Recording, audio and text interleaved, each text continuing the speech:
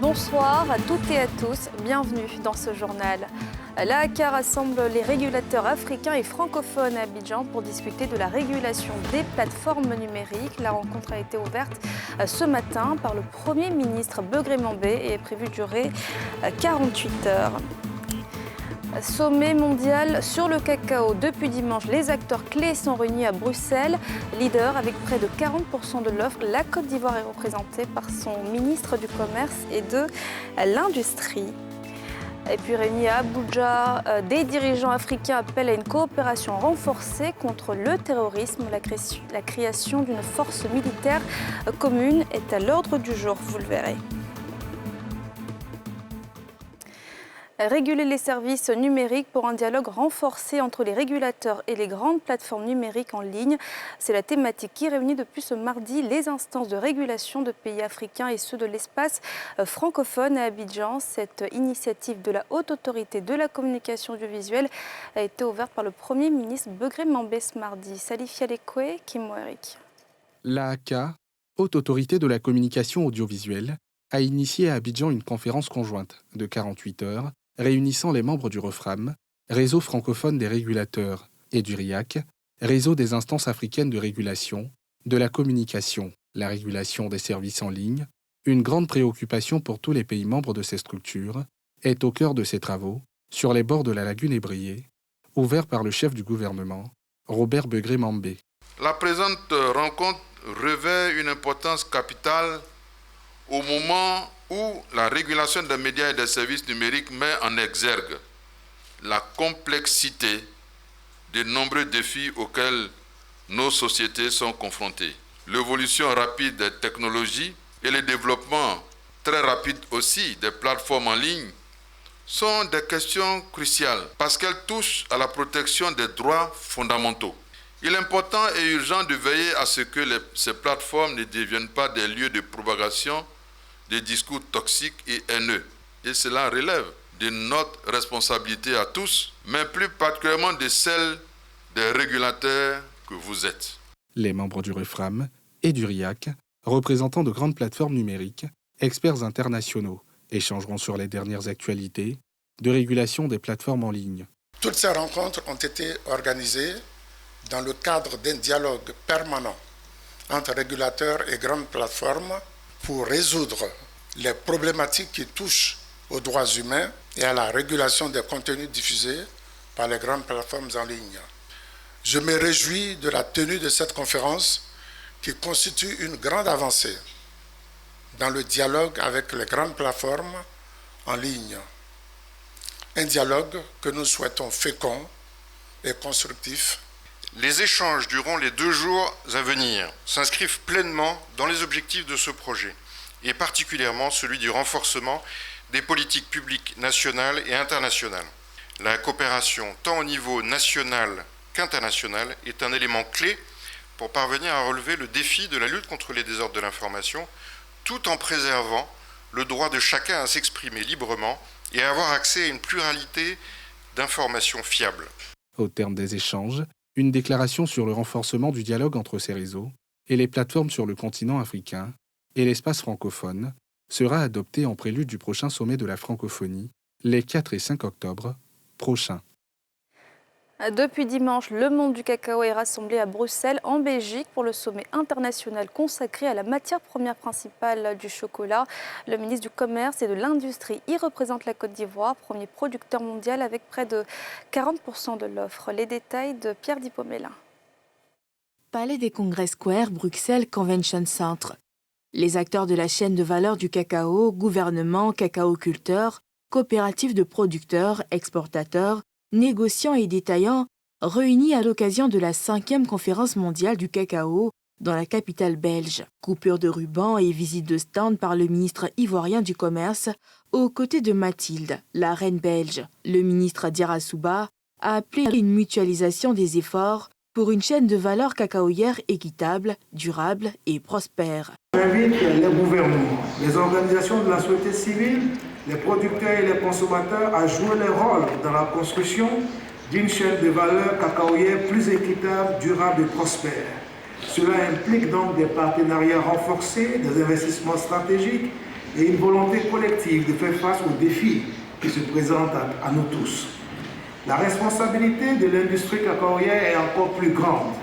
Elle devra consentir à améliorer la rémunération du producteur, lui permettre de vivre décemment des fruits de son travail, d'innover techniquement les pratiques culturelles afin d'augmenter l'attractivité de la culture et répondre à une demande toujours croissante de cacao. La conférence, dont le thème est « Payer plus cher pour un cacao durable », a été introduite par la reine Mathilde en qualité de défenseur des objectifs de développement durable des Nations Unies, qui a fait un véritable plaidoyer pour une meilleure rémunération des planteurs de cacao. Ma récente visite de terrain en Côte d'Ivoire m'a permis de mieux comprendre les enjeux liés à la production du cacao.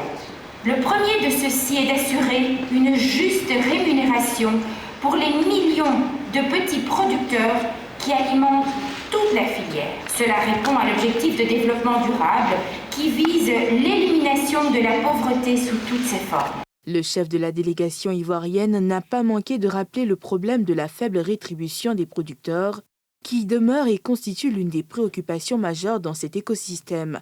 Sur plus de 120 milliards de dollars de chiffre d'affaires générés par l'industrie mondiale du cacao et du chocolat, les producteurs ne bénéficient que de seulement 6%. Le quartier Akeikwa Extension, entre Abobo et Anyama, se retrouve bloqué par la voie de contournement d'Abidjan, la Y4, avec des ouvrages inachevés. Les habitants sont pris au piège lors des pluies. Ils lancent un SOS dans ce journal et au micro de Timé Djandje et deux écrits Joseph.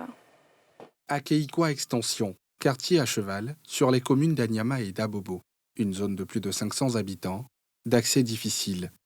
En cause, les travaux de construction d'un pont, à l'arrêt depuis Belle-Lurette. Entrer et sortir du quartier est désormais un parcours du combattant. Moi, j'habite en haut là. Je pensais qu'il pouvait passer, bon, il ne pouvait pas. Tellement la voie est gâtée, donc ça a cassé le cadran. Ça est en train de démonter pour voir quelle solution on peut trouver dessus. Enfants, jeunes, personnes âgées, femmes et hommes, tous partagent la même infortune. Quand il pleut, on ne peut pas partir à l'école. Quand ça déborde, même les mototaxis n'arrivent pas à passer. Je souhaite que la route soit arrangée pour que nous, les élèves, on puisse aller à l'école et les gens du quartier puissent traverser la route. C'est gâté même complètement, on n'arrive pas à s'en sortir. Mais on habite ici, on est obligé de faire ça comme ça. Sinon, vraiment, ce n'est pas facile pour nous. On dirait que la route, ils ont stoppé, on ne sait pas. On ne comprend plus rien. On finit le goudron pour qu'on puisse passer facilement. Sinon, vraiment, ce n'est pas facile pour nous. Moyen de locomotion prisé, ces engins à 3 roues sont contraints d'abandonner leurs clients lors de la traversée avant de les reprendre, juste après.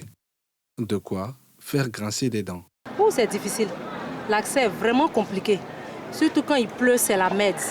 Nos enfants vont à l'école, l'eau monte même souvent jusqu'au pont là. C'est très difficile. Quand il pleut surtout, c'est pas la peine. La voie même patine. Les véhicules, c'est difficile, les taxis, motos et autres. On voulait leur dire merci d'abord, voilà, pour le travail qu'ils abattent déjà, de se pencher aussi sur ce côté-là, que vraiment quelque chose soit fait pour les habitants d'ici. Parce que même quand il pleut, les enfants ne peuvent même pas aller à l'école. On ne peut pas traverser, c'est difficile. Sur les lieux, la solidarité est de mise pour éviter tout drame. Au quotidien, ce riverain se prête à cet exercice. C'est la YK qui passe ici. Mais là, la voie dévie le quartier. Quand il pleut, la voie est complètement coupée, on ne peut pas passer. Or, ici, on a des élèves.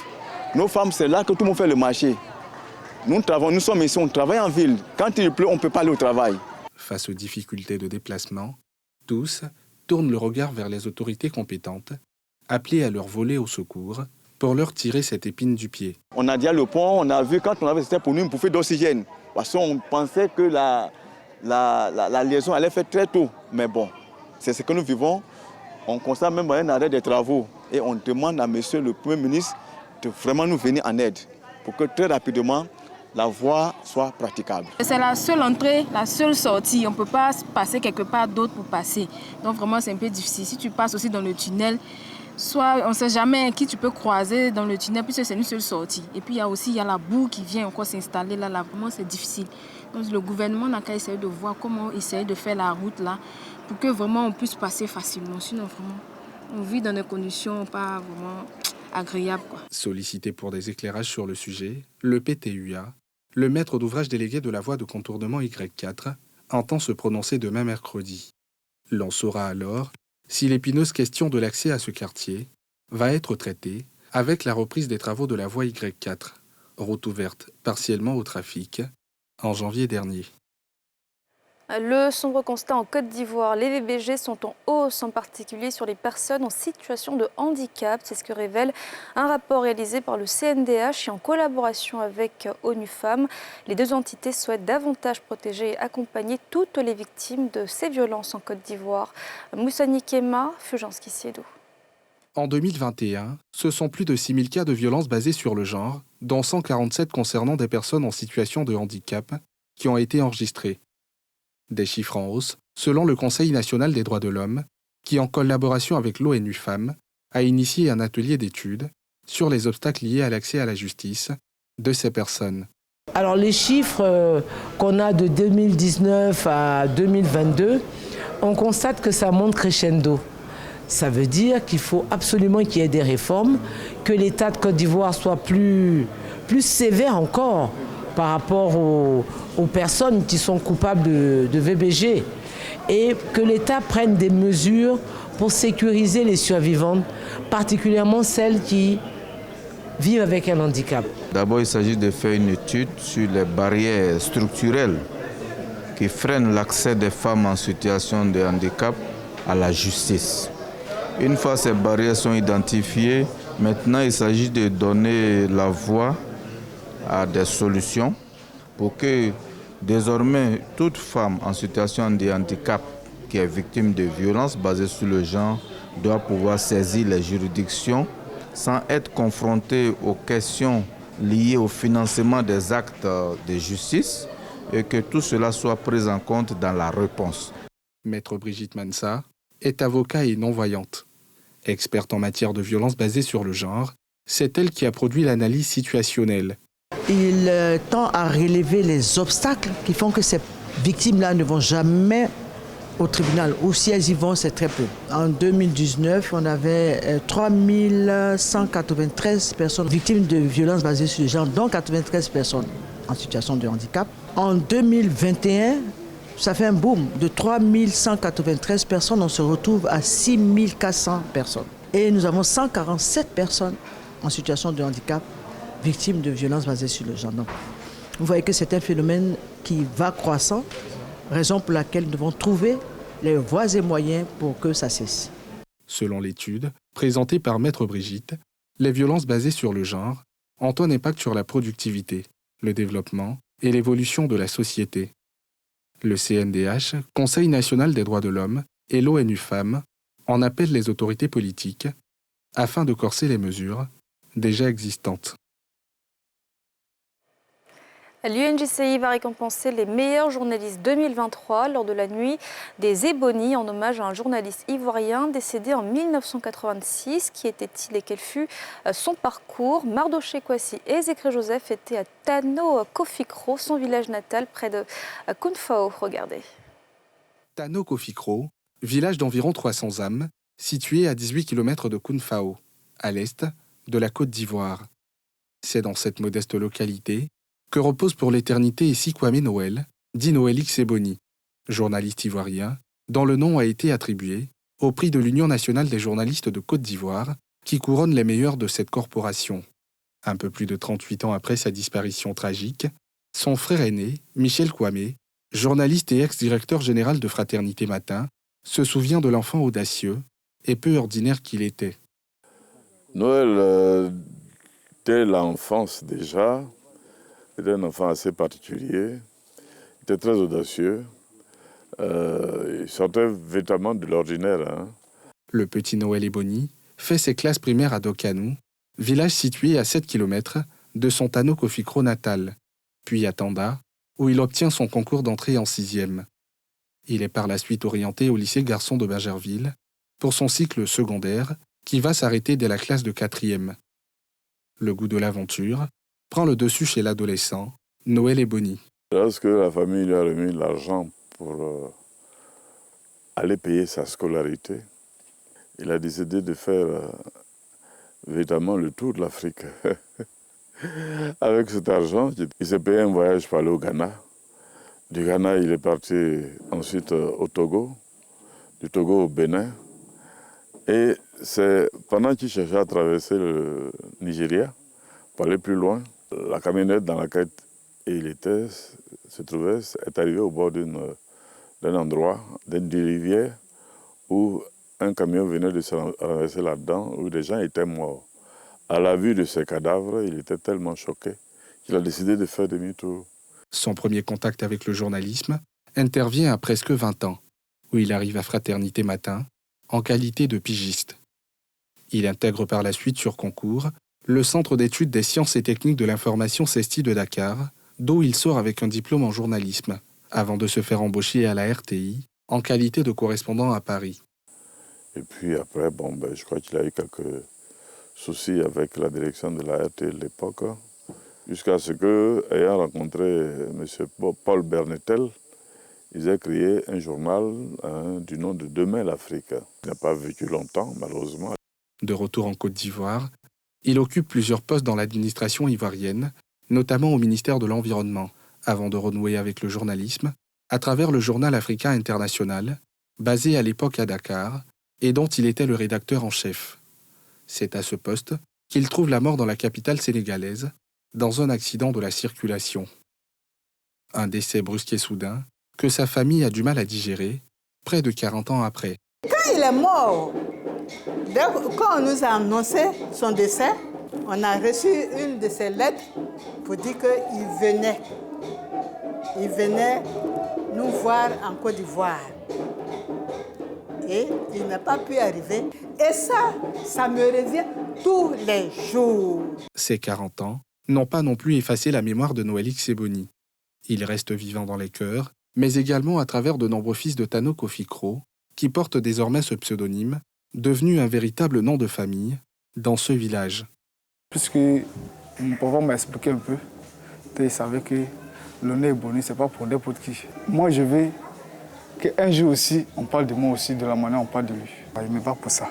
J'ai fait mon effort pour mériter ça. Pour que demain, moi aussi, on parle de moi. Une notoriété qui accompagne les journalistes ivoiriens, consacrés Ebony par l'Union nationale des journalistes de Côte d'Ivoire UNJCI, lors des différentes soirées Ebony, depuis plus de 30 ans. Réunis au sein du Cercle des Ebony, ils se sont rendus sur les traces de celui dont ils portent le nom, pour en savoir plus sur le personnage, communier avec la famille et se recueillir sur sa dernière demeure. Une initiative saluée par la famille du défunt, qui a tenu à exprimer sa reconnaissance au Cercle des Ebony et à l'UNJCI pour l'honneur fait à leur fils. Et au Nigeria, des dirigeants africains ont appelé hier à une plus grande coopération régionale dans la lutte contre le terrorisme. C'était au cours d'un sommet consacré aux problèmes de sécurité du continent à Abuja. La création d'une force militaire commune a été également évoquée par les chefs d'État, comme nous l'explique Pierre-Di Pomelin dans ce récit. La situation en particulier au Sahel est désastreuse du fait du terrorisme. Pendant 2 jours, des dirigeants réunis à Abuja, la capitale nigériane, planchent sur des éventuelles solutions par l'effet d'une synergie, d'où l'évocation d'une force militaire pour faire face aux groupes armés qui sèment la terreur. La terreur ne peut coexister avec la démocratie et la bonne gouvernance. Une telle force peut avoir un effet dissuasif important sur les opérations terroristes de grande envergure et de longue durée. Pour la secrétaire générale adjointe des Nations Unies, le Sahel représente désormais près de la moitié de tous les décès dus au terrorisme dans le monde. L'épicentre du terrorisme s'est déplacé du Moyen-Orient et de l'Afrique du Nord vers l'Afrique subsaharienne, concentrée principalement dans la région du Sahel. Depuis plusieurs années, les attaques terroristes sont une épine dans le pied des dirigeants du continent, qui tentent tous les moyens pour en venir à bout. En Afrique, 40 millions d'armes légères et de petit calibre sont sous le contrôle d'acteurs non étatiques. À partir du Mali, les militants islamistes ont gagné du terrain dans le Sahel, s'étendant plus au sud pour menacer les États côtiers de l'Afrique de l'Ouest. D'autres groupes se battent dans la Corne de l'Afrique, au lac Tchad et en République démocratique du Congo. Et voilà, c'est la fin de ce journal. Merci de l'avoir suivi. Retrouvez demain à 19h50 Evelyne Débat. Bonne suite de programme sur la nouvelle chaîne ivoirienne.